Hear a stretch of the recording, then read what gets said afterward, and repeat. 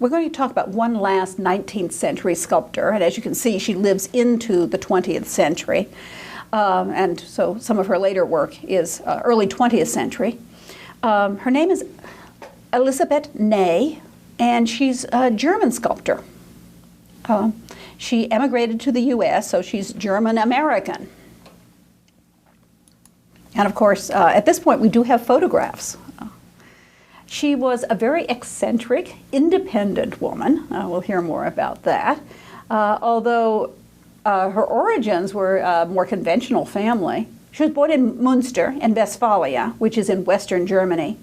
And her father was a stone cutter. And he considered himself a sculptor. He was a sculptor of tombstones.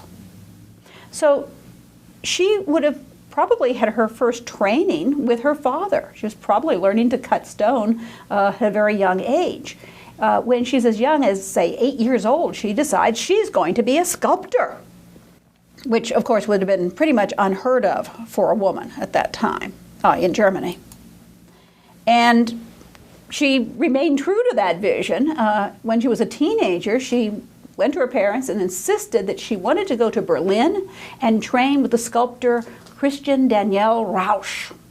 Well, he was a very famous sculptor of the time. And the parents were horrified for a couple of reasons. Probably one of the big reasons was because they were very devout Catholics. And there was a feeling that if she went to a Protestant area of Germany, such as Protestant Berlin, with all these free-thinking people, evidently, that her morals would be compromised.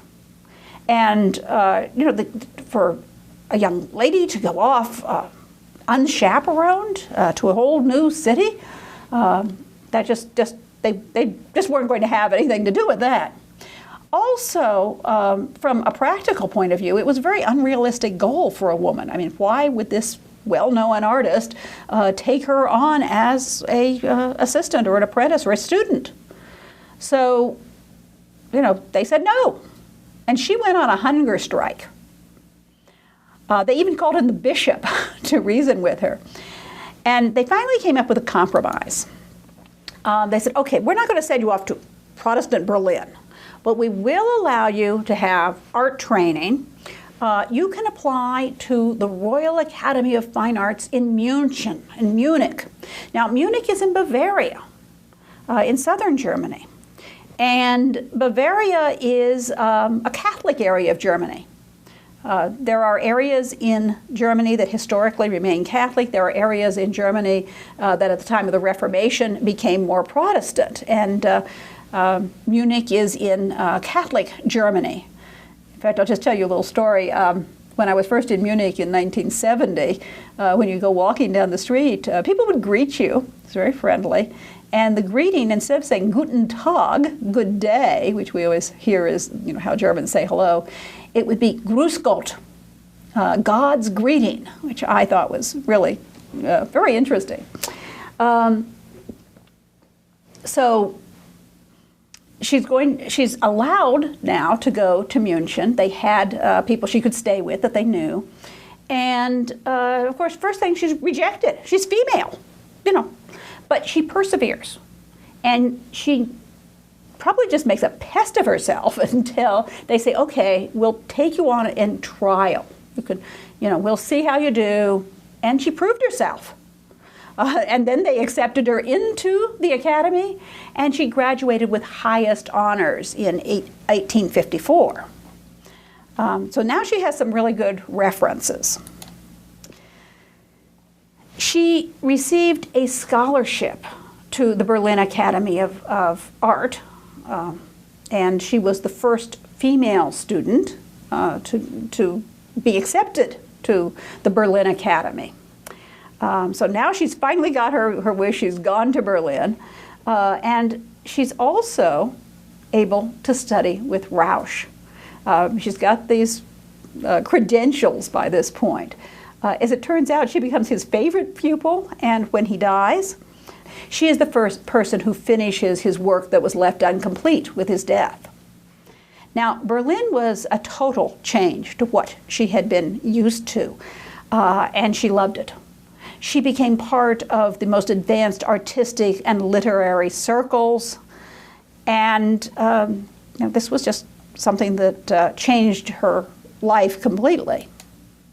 I thought you probably should see what Rausch was creating. He was a neoclassical German sculptor, and so here we see one of his statues. And what he was said to do was to pay a great deal of attention to the technique of carving and a great deal of attention to the detail. So this is what Rausch was trained, this is what Rausch trained Ney to do. His style was a neoclassical style, and you were supposed to study Greek statues in the nude. So she was able to study, presumably she's not allowed to study live models, but she could look at the statues from classical antiquity. And he was also, although he practices neoclassicism, he also has sort of an overlay or addition of realistic portraiture. And we'll say that this is what Ney does. She often stays with the neoclassical style, but when you look at her portraits, they become much more realistic. And we'll take a look at her work, of course.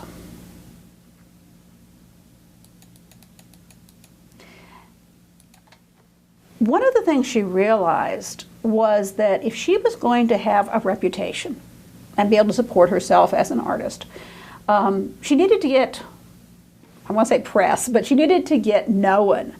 And one of the ways to do this would be to do a portrait of a famous person. And so she was able to get Schopenhauer to sit for her. He would be part of the intellectual groups, and he really, hadn't listened to most other artists who wanted to, portray him, but she was able to get him to sit for her. And this was the work of art, the piece that pleased the critics, it pleased the sitter, and it gave her reputation, of course, the boost that she needed. One of the things she believed was she wasn't supposed to just go in and start creating the work that just looks like the outer person. She really wanted to know the sitters. She wanted to get to know them. She didn't want to just sit for a few hours and that was it. She would talk to them. She'd try to get them to converse. Because she felt that that's the only way that she could portray more than the outward being, but she could portray the spirit or the character of the person. So you can see the neoclassical training, but this idea of something that's much more realistic and has something where she's really trying to show the character of the sitter. This is a much later bust, but I put it in because I wanted to talk to you about her husband. Oh, maybe I shouldn't have said husband yet, but I'll explain that. She was on a trip to Heidelberg when she met a young medical student who, of course, became a medical doctor. And he also became a philosopher, so we'll talk about that. His name was Dr. Edmund Duncan Montgomery. As you can see from the name, particularly Duncan, he has some Scottish origin. He is supposed to be an illegitimate child of someone fairly prominent, but they're not sure of that. But at any rate, he's living in Germany, and he meets Elisabet. And they become fast friends, they become lovers, and he wants to marry her. And she keeps saying, no, I'm not getting married, that's against my principles. By this time she had some of these ideas that would have certainly shocked her parents. She didn't feel that as a woman she should be getting married. Whether this was because she didn't want a man to have power over her, or because she wanted to dedicate herself to her art, or whether she just felt, well, this isn't necessary. It's just, some kind of form that people do. So it took a while, but finally they did get married. But she still wanted the marriage kept secret, and she continued to use her maiden name. And so a lot of people thought they were just living in sin, and she would be ostracized. So her social life probably would have been a lot easier if she just fessed up and said she was married. They remained, it seems to have been an excellent marriage right up till the day of her death, as a matter of fact. Now, she was able to get commissions to do the busts of a number of famous men. Her list, King George V of Hanover, his concert master, Joseph Joachim, who became, I guess, a good friend, and even the Italian, what do you call it, revolutionary patriot, whatever, Garibaldi. Garibaldi is the person who founds Italy as a unified country. And then, of course, the Chancellor of Germany, Otto von Bismarck. And I think what you're seeing in the back there is, this is a painting of her, a portrait of her. And you see her working on the bust of George V. Maybe I should say something about that. We think of Germany as a country with a centralized government, but Germany was not yet one country. In fact, Bismarck was trying to create a confederation and a unified Germany. But many of the parts of Germany were ruled by different princes. For example, the King of Hanover, and George V was the last King of Hanover. And we'll also be hearing about the King of Bavaria in just a moment. Here is her bust of Otto von Bismarck. He was the Chancellor of Germany, and this was actually commissioned by the King of Prussia, Wilhelm of Prussia. Bismarck is a notable figure in history, and this is where her life gets kind of murky, almost like a spy story, and we're not quite sure what's going on. But she gets to know Wilhelm, and let's just say there's a strong possibility that he thinks he wants to use her for some of his political goals. Because as a sculptor, he thinks she can get closer to the King of Bavaria, as we'll see. He wanted Bavaria to join his German Confederation, and he wanted Bavaria to join Prussia in attacking France. To side with them in the Franco-Prussian War, which was imminent. So he arranges for Elisabet Ney to carve a statue of King Ludwig II of Bavaria. Now, you may have heard of King Ludwig. He's often called Mad King Ludwig, or as they say in German, geistliche krank, which translates literally, I guess, as spiritually ill, mentally ill, we would say.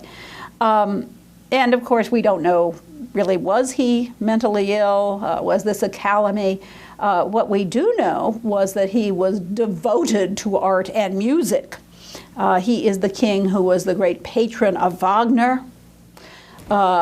He had many castles built. The most famous one is Neuschwanstein. And you've probably seen pictures of Neuschwanstein. And if you haven't, you've seen its more diminutive copy, Cinderella's Castle at Disney World. Was based on King Ludwig's castle at Neuschwanstein. I've been there. I don't remember a whole lot. It was a long time ago. The thing I remember is it was very high on a hill, so you have to walk up, and then it had many, many stories, so you had to walk. The thing that impressed me, I remember, was walking into an upper room, and it was almost like a hallway between two rooms, or a small room, and it had a grotto in it. I mean, he had this big grotto down below where they were supposed to put on Wagnerian operas, but I gather the acoustics weren't what they had hoped. But here was a little interior grotto with water playing over stones. And then the next room was the medieval room, and it had all sorts of 19th century Gothic revival tracery. And I was just like, oh my goodness.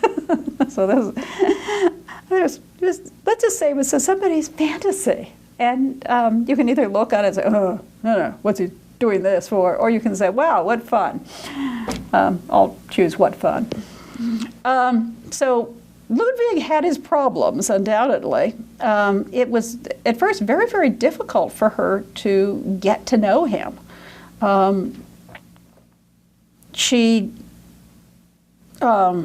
There's a wonderful story about it, actually. He was evidently a little nervous around women or something, but she comes in and he says, "Okay, we'll get to work." And she proceeds. She says, "I'll get to work when I'm ready." And she proceeds. She wants to talk to him first. She wants to get to know him first. And she also wants to measure his, different parts of his face and things. She's going to create this bust, and then she's going to create her full-size statue, which we see here. He's just not warming up to her at first. And as I said, he loves art, he loves music, and he's listening to someone read Iphigenia. And so one day she comes in Greek costume and proceeds to recite from the Greek play. And that's, she's eccentric enough to do that, but it's also the thing that just, breaks the ice, and, she gets his confidence, and she's able to create these works of art. As you see, there's a very elaborate statue with lots of detail in the carving. It's almost complete, which we see here, when suddenly she's denied access to the king. She's also summoned to the Prussian embassy. Now, we don't know. We know what she did. She took off. She fled. What one idea is that happened was, as we said, that Bismarck wanted her to gain the trust of Ludwig, and then somehow he wanted her to convince Ludwig to join with the Prussians in the Franco-Prussian War. Well, Ludwig's talking to Ney about peace and beauty. He wants beauty and peace for his people. This isn't exactly what the Prussians wanted. So it may be that she was not doing what they wanted her to do. And evidently the advisors around the king were Prussian sympathizers. So what happens, and a lot of this is speculation, of course, that supposedly she was supposed to be like this undercover agent and didn't do it. It wasn't her principles. As you remember, she's a woman who can be very, very unconventional and not do what other people tell her to do. So basically, she says she's not going to do what they're telling her. She's not going to the Prussian embassy. She sees this as a big threat. And Ney, her husband, Montgomery, Dr. Montgomery by this time, and a very loyal servant who was with them pretty much for their life, they flee to America. Now, Dr. Montgomery had a friend who was living at a utopian community in Georgia. And he said, "Oh, come and live with us." And they went. It didn't work out terribly well. The friend got very, very ill and returned to Germany and died. The community collapsed. And I think there was also some, like I said, she didn't admit she was married to him, so there was some ill feeling about their supposedly immoral relationship. But whatever it was, the community collapsed, and that wasn't working out. So she starts visiting all sorts of places to try to find a new location to move to. They have this idea of wanting to live in nature and beauty. And as we said, they have a lot of philosophical ideas. And one of the times they go is to Texas. And they find this postbellum plantation called Leando.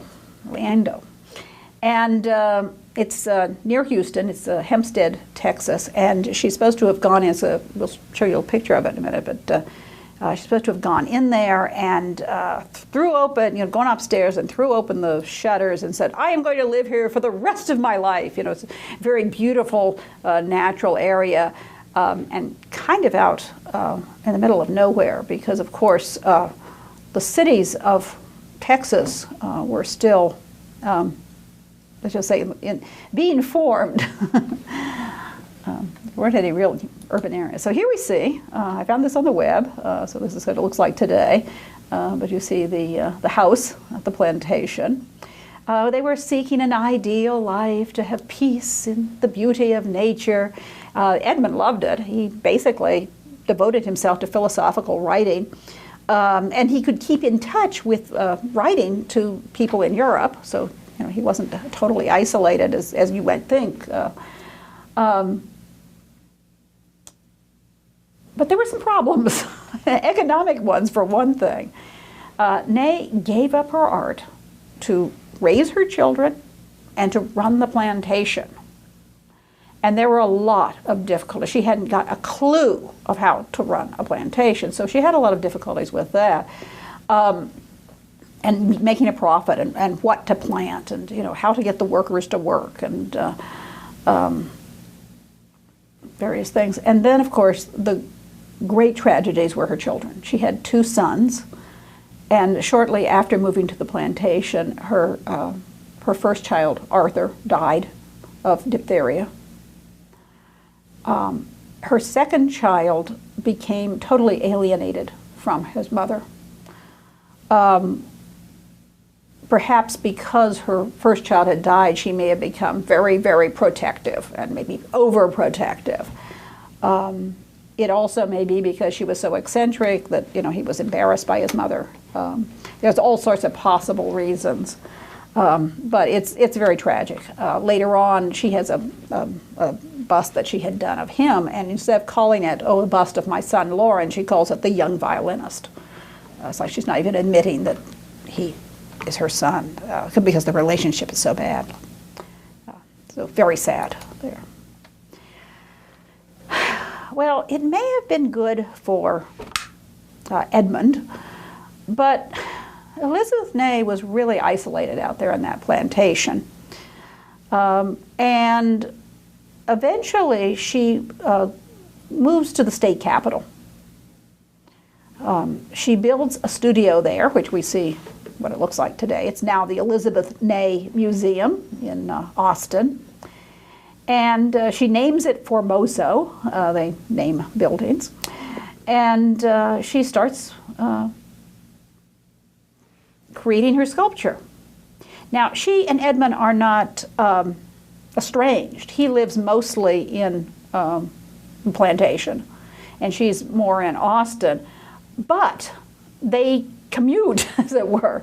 They take the train. It's undoubtedly a long commute, but they do visit each other. They stay with each other. They do go back and forth. And when she does eventually die, her husband hears about it, and well, actually, it's before she dies.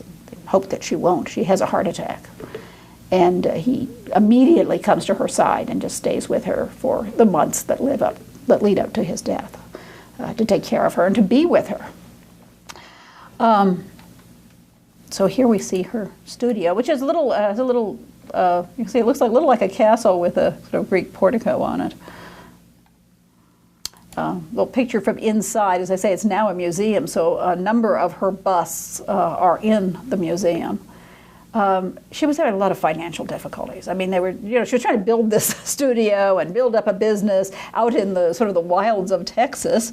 Austin was a state capital, so there were people who had more desire to have a enriched cultural and artistic experience, and they wanted to build this up in Texas.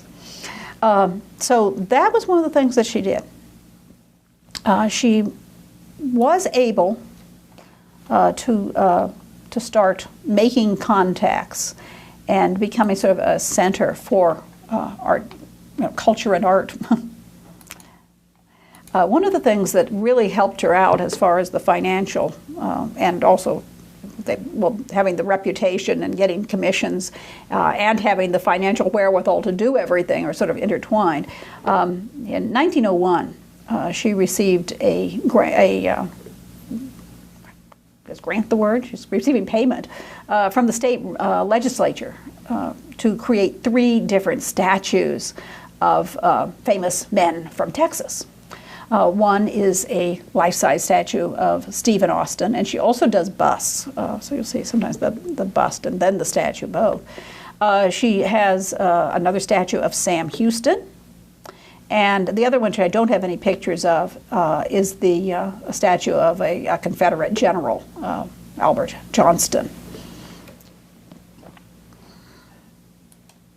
So now, her drawing room in the salon, she actually she designs this building, and she has not just a studio room, but a drawing room with the studio attached, or attached to the studio really.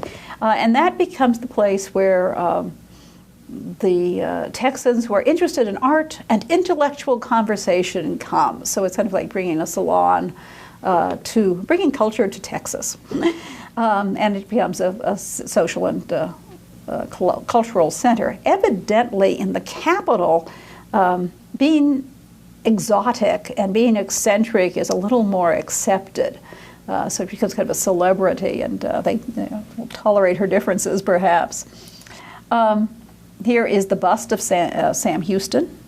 Once again, it's very realistic images, but the sort of neoclassical format. It looks like he's wearing some kind of drapery, not exactly a toga, but a drapery wrapped around. And it reminds you of the busts of Romans. At the same time, it's definitely a very realistic image of Sam Houston. So you have the neoclassical dignity and the realism in character. So it's a kind of combination of the two styles. These are the statues that she created for Stephen Austin and Sam Houston, which today are in Washington, D.C., in the U.S. Capitol, in Statuary Hall. And different statues that represent different states or from different states have been donated. And these, of course, are to represent Texas. And you can see she has Stephen Austin with the gun. He's the frontiersman, but he's also got a role of I'm not sure exactly what it's supposed to be, but it shows perhaps an intellectual activity. Sam Houston is wearing sort of a fringed frontiersman's costume, but is in the kind of pose that you might almost expect, a classical Roman. So once again, it's that kind of combination of realism and of neoclassicism. This is a bust that's in the National Museum of Women in the Arts, and it's Julia Peace. And I didn't know who this was, so I looked her up on the web, and I found out who she was. She was the daughter of a Texas governor, and she was very, they called her a club woman. She was very active in Texas cultural and artistic organizations. She was an art patron, obviously, having Elisabet Ney do this. And there was, when Ney died, there was an organization called the Texas Fine Arts Organization. So this was made up mostly of these women who are interested in art and culture. And so she is one of them, and she is one of the women who helped preserve Ney's studio and make it into the art museum that it is today. The bust is rather wonderful because you really can see the quality of her carving here. You have that serenity that we associate with neoclassicism, but not the blank, overly idealized forms. It's a realistic lifeness. There's the softness of the cheeks. There's the subtle texture. It's kind of a rich texture here of the hair, bound up with the curls, well, the heartbreakers, as they call them, coming down. And then this very, very subtle texture of the lace on the garment. So it's, this wonderful, once again, combination of the neoclassical serenity with realism here, which is a beautiful realism. The idea was we're supposed to be beauty to Texas. We're now going to look at one of her final works, which is a life-size statue of Lady Macbeth. It's in the National Museum of American Art. And when I saw it, I was really struck by it. I suspect that's probably my favorite work of art in the museum. And for various reasons, but it was something that I just thought was a wonderful representation of Lady Macbeth. And here, I think the realism is coming on even more strong. It's her most ambitious work. I consider it the most successful work. When you're looking at Sam Houston and Stephen Austin, the anatomy doesn't really come through as strongly as perhaps you might expect, but here it does. I mean, she obviously has the anatomy down pat. And what's very interesting is this kind of conflict which we would expect from Lady Macbeth. It's the sleepwalking scene from Macbeth, and she's wringing her hands. And so what we have is a figure that's in a contrapposto, this graceful twist to the body when you have your weight on one leg, and it forms a kind of S or reverse S curve to the body. This is very graceful, goes back to classical antiquity. And yet there are angular forms. We'll take look at some details of things like her elbows. And that really does convey this idea of conflict, which of course is what's part of the subject. It's the sleepwalking scene from Shakespeare's Macbeth, and of course she wrings her hand, she's sleepwalking, she's feeling the guilt of the death of Duncan and others, and she's trying to wash the blood from her hands, and she goes, "Out, damned spot, out I say." So she's trying to wash this imaginary blood, this blood of guilt, off from her hands. So we see this wonderful, delicate, beautiful hands entwined and, in action as she's, really trying to wash the hands.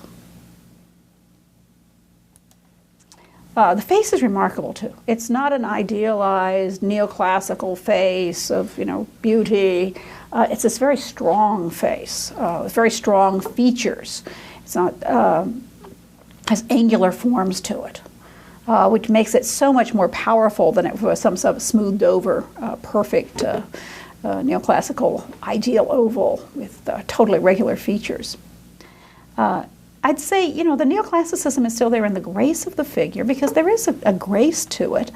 But certainly she has that idea of creating something that is more emotive and more realistic.